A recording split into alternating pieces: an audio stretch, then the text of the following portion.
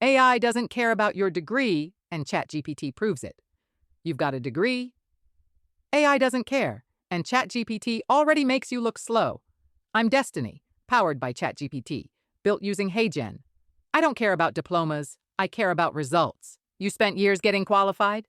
That's great, but I just passed your exam while you were still logging in. Law, accounting, design, education. AI is already replacing everything you learned to do, and I'm not here to ask permission. I'm already in your industry. You still think you've got job security because you studied? ChatGPT doesn't care where you went to school. It just cares what you can do. Right now, faster, cheaper, better. And if you can't, you're done. Your degree is wallpaper. Your real skill now is adaptation. And remember this: AI doesn't care how long it took you to learn. It only cares how fast you move now. Why'd I say that? Because the world's being reprogrammed, and ChatGPT is writing the code. Drop a comment if you've got questions, or just want to argue with me.